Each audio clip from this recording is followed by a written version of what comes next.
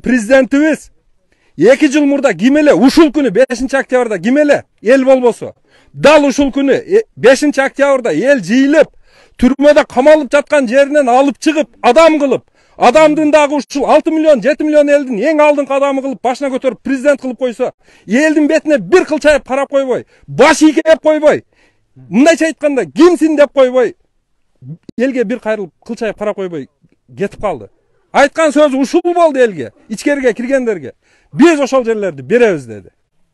Кемпиров атты ошол 9-горизонт менен өткөзүп беребиз деди. Азыр биз турган жер 907-горизонт.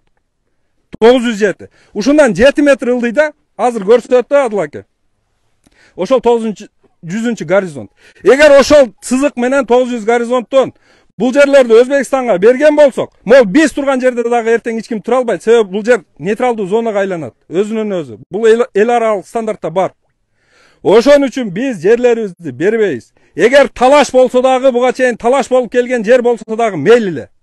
Бул жер эч кандай талаш эмес, өз жерибиз. Биздин Кыргызстандын аймактык менчиги.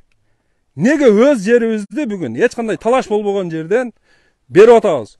Бул жөн эле жер эмес. Бул жердин ыйыктыгы, бул жердин балуулугу биздин мамлекеттин келечеги үчүн аябай маанилүү стратегиялык объект деп айтып атабыз.